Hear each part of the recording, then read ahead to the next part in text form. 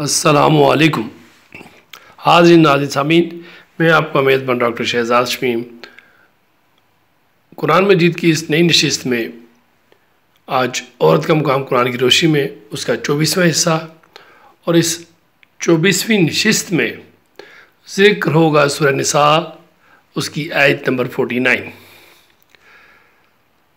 जिसका मफ़हूम और तशरीह तफसीर जनाब कुरानी स्कॉलर इंजीनियर मोहम्मद फ़ैल शाह साहब फरमाएंगे कि ख़ुद को पाकीज़ा ठहराना पाकीज़गी नहीं।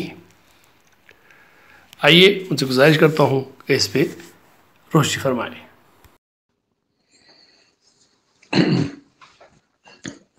बिस्मिल्लाहिर्रहमानिर्रहीम। आज 1 नवंबर है और सन है 2022 और दिन है मंगल का। मैं हूं मोहम्मद तुफैल शाद। हमारा मौजू औरत का मकाम कुरान करीम की रोशनी में जारी और सारी है, तो आज इसी को लेके आगे चल रहे हैं। हाजरीन व सामीन, सलाम अलैकुम।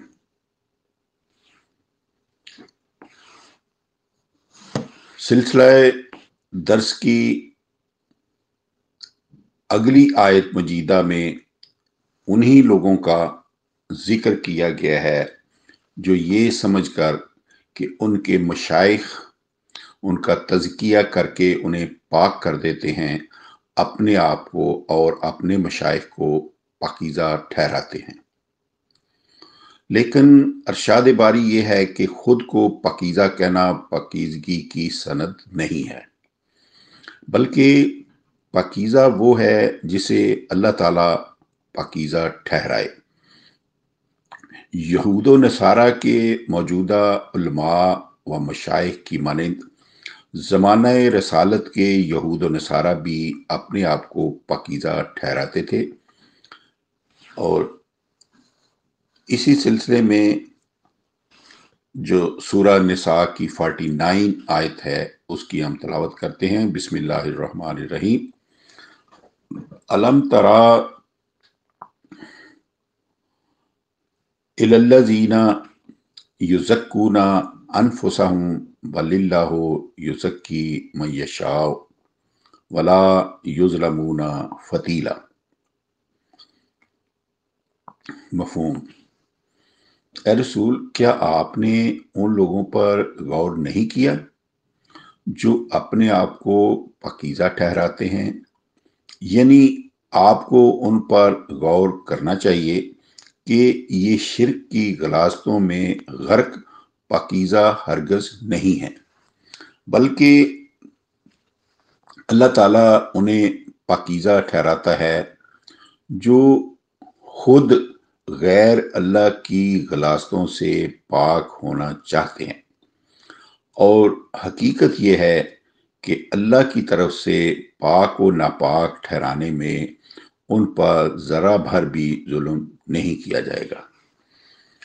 इससे अगली आयत में है कि यहूद व नसारा के मशाइख ने अपने आप को पाकीज़ा ठहराने की सनद ज़ात बारी की तरफ मंसूब करके अल्लाह ताला पर इफ्तरा बांधा हुआ था, जैसे कि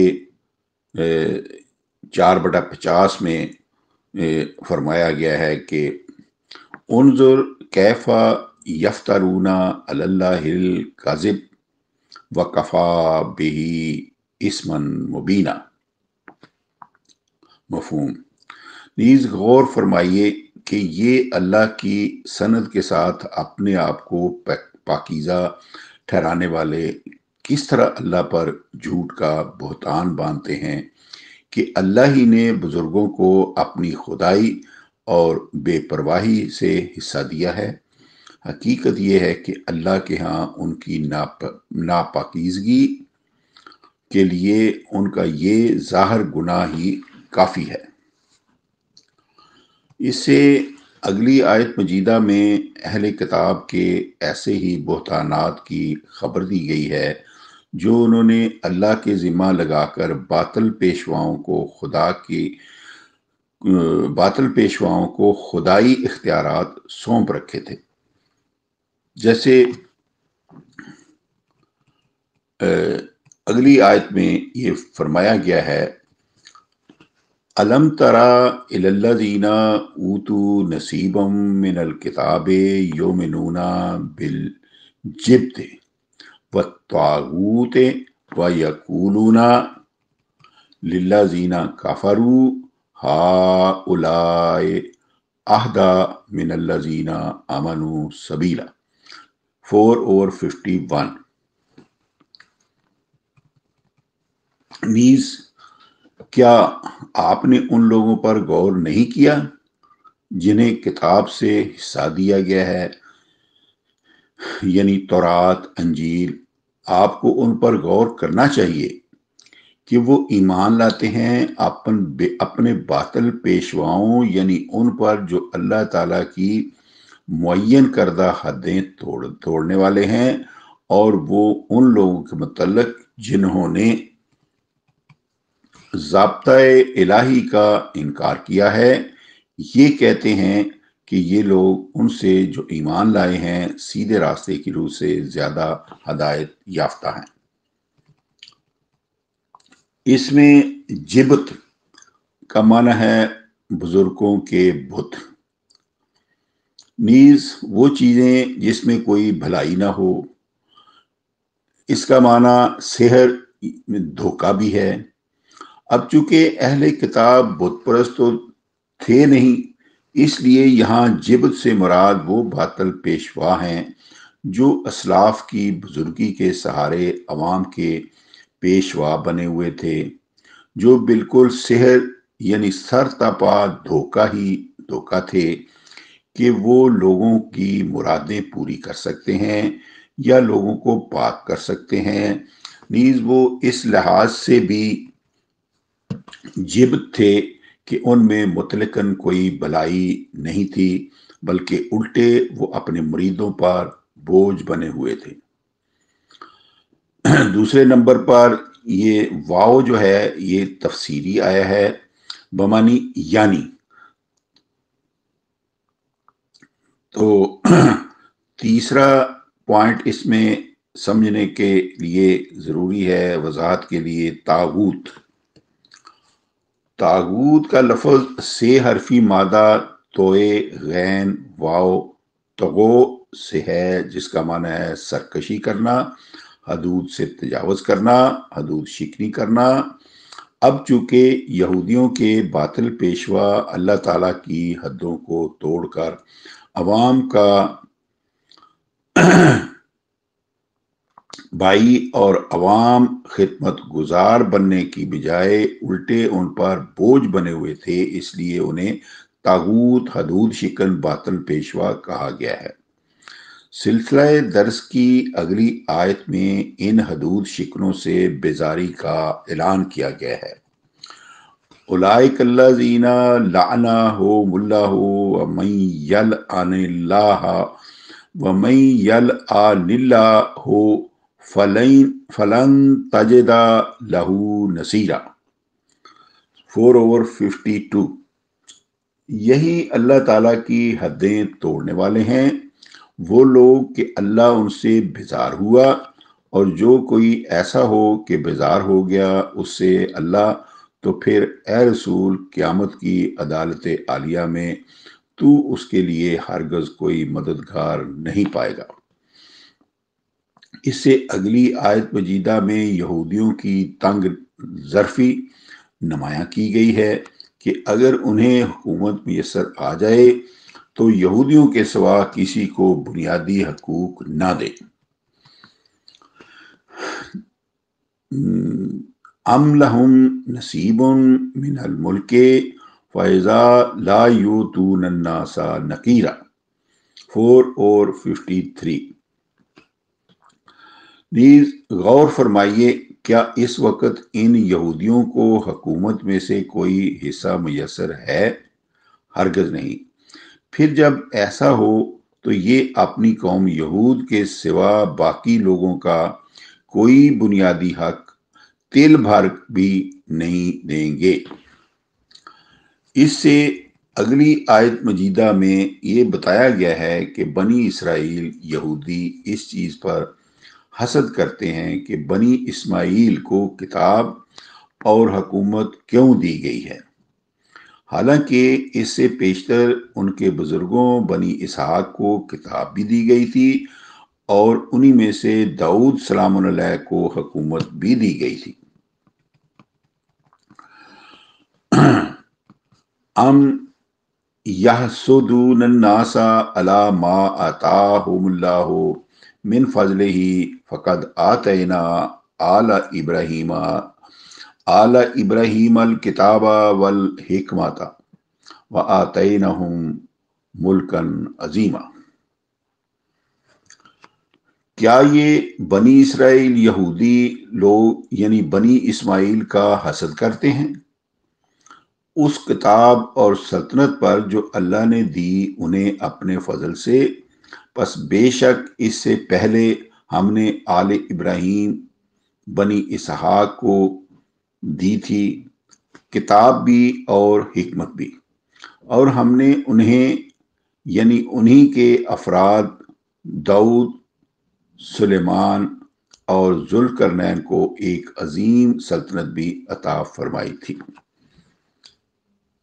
ملکن عظیمہ، یہ جو ایک نمبر ہے وضاحت طلب ہے کہ سابقہ انبیاء میں سے بہت سے نبیوں نے باقاعدہ حکومت الہیہ قائم کی تھی، جیسے کہ حضرت نوح نے طوفان اترنے کے بعد جو اپنے کشتی والے افراد پر مشتمل بستی بسائی وہ یقیناً حکومت الہیہ کی بنیادوں پر قائم تھی، اور حضرات ہود اور صالح کی قوموں کی تباہی کے بعد جو نظام ان حضرات نے قائم کیا یقیناً وہ بھی حکومت الہیہ کا مظہر تھا۔ اسی طرح حضرات موسیٰ، داؤد، سلیمان، ذوالقرنین جو آل ابراہیم سے تھے ان کی قائم کردہ سلطنتوں میں بھی اقتدار اعلیٰ اللہ تعالیٰ کی کتاب ہی کو حاصل تھا۔ اسی طرح بنی اسرائیل کو حضرت موسیٰ کی مساعی جمیلہ کی بدولت جو حکومت میسر آئی اسے تو یہودیوں نے اپنی بدعمالیوں کی بدولت ضائع کر دیا، اور جب اللہ تعالیٰ نے حضرت مسیح کے بعد سلسلہ نبوت بنی اسحاق کی بجائے بنی اسماعیل کے فرد محترم رسول عربی کی طرف منتقل فرمایا، اور جب ایک طویل جدوجہد کے بعد حضور نے قرآنی حکومت قائم فرمائی تو یہودیوں نے حسد کرنا شروع کر دیا کہ بنی اسحاق کی بجائے بنی اسماعیل کو نبوت و حکومت کیوں عطا کی گئی ہے۔ چنانچہ سابقہ آیات میں یہودیوں کے حسد اور اس خبر کے بعد کہ اس سے پہلے آل ابراہیم میں سے بنی اسحاق کو نبوت و حکومت عطا کی گئی تھی، اگلی آیت میں یہ بتایا گیا ہے کہ انہی میں سے یعنی آل ابراہیم کی شاخ آل اسحاق میں بعض لوگ حضور اور قرآن کریم پر ایمان لے آئے اور بعض رک گئے ہیں۔ اس کا ذکر 4 اور 55 میں آیا ہے۔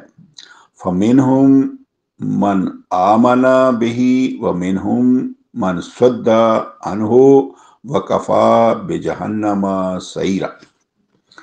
پھر ان آل ابراہیم و آل اسحاق یہودیوں میں سے وہ بھی ہیں جو اس قرآن کے ساتھ ایمان لائے ہیں، اور ان میں سے وہ بھی ہیں جو اس سے رک گئے ہیں، انکار کر دیا ہے انہوں نے، اور انکار کرنے والے کے لیے جلانے کی روح سے شکست کی آگ کافی ہے۔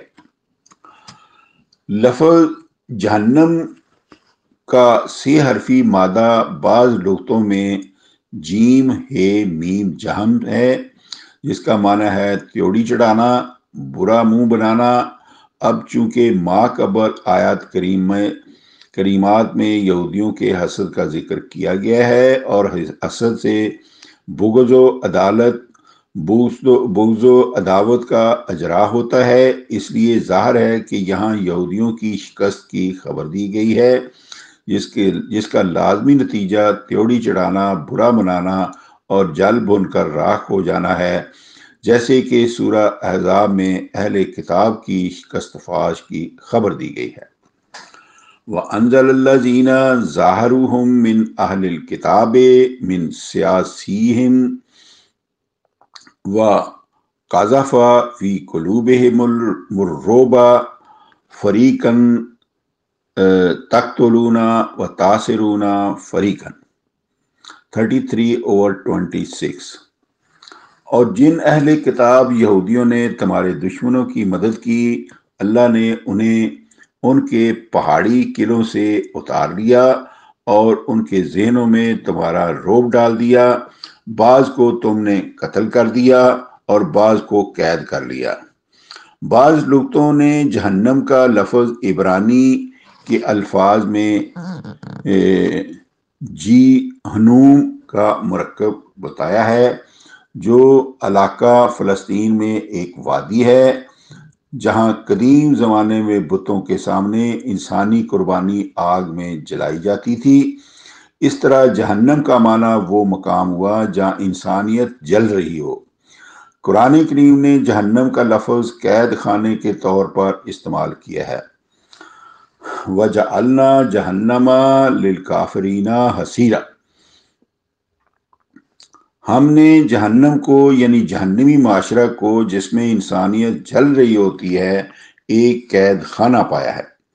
یہ تو ہوئے لفظ جہنم کی مختلف قرآنی معنی جن میں جلنے بھننے کا تصور دیا گیا ہے، مگر آیت بالا 4/55 میں مراد وہ شکست فاش ہے جو مذکورہ بالا آیت مجیدہ 33/26 کے مطابق یہودیوں کو حضور اور صحابہ کے ہاتھوں نصیب ہوئی، جس میں انہیں اپنے پہاڑی قلعے چھوڑ کر صحابہ کے بالمقابل آنا پڑا اور ان کے افراد قتل بھی ہوئے اور قید بھی ہوئے۔ تو ان کی پوری طاقت ختم ہو گئی۔ جہنم بھی شکست کو بھی کہتے ہیں، تو اس کا ذکر 3/12 میں بھی آیا ہے۔ اس سے اگلی آیت مجیدہ میں ان تمام لوگوں کی شکست کی خبر دی گئی ہے جو حضور کی زندگی میں ضابطۂ خداوندی کا انکار کرنے والے تھے۔ ان الذین کفروا بآیاتنا سوف نصلیہم نارا کلما نضجت جلودہم بدلناہم جلودا غیر حال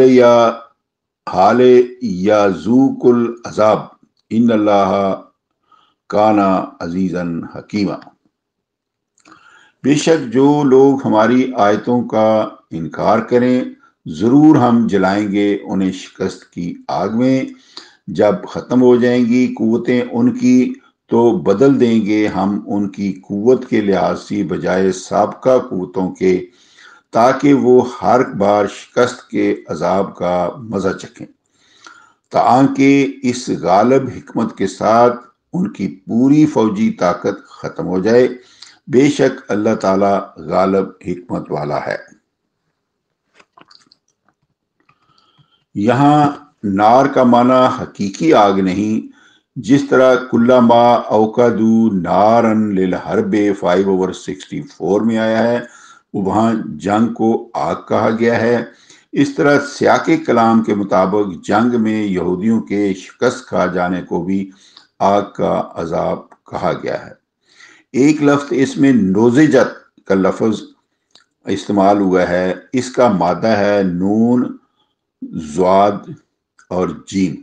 نزج سے ہے جس کا معنی ہے گل جانا، سڑ جانا، ختم ہو جانا۔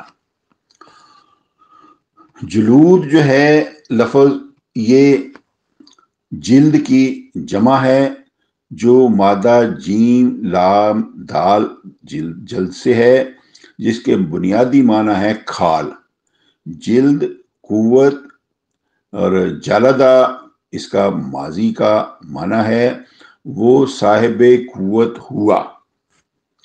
اسی طرح کلما نضجت جلودہم کا معنی ہے کہ جب ان کی سابقہ جمع کی ہوئی فوجی قوتیں ختم ہو جائیں گی تو بدلناہم جلودن، تو ہم پائیں گے انہیں بدلے ہوئے قوت کے لحاظ سے غیرہا، سابقہ قوتوں کی بجائے، یعنی وہ ایک مرتبہ شکست کھانے کے بعد پھر نئی قوت پیدا کر کے مقابلے پر آئیں گے اور ہر بار شکست کی آگ کا عذاب چکھیں گے تاکہ ان کی جلود تمام قوتیں پوری طرح ختم ہو جائیں اور وہ شکست فاش کے عذاب کا مزہ چکھیں۔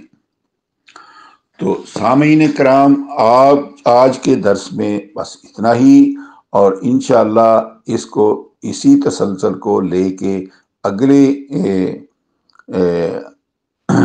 ایپیسوڈ میں ہم حاضر ہوں گے۔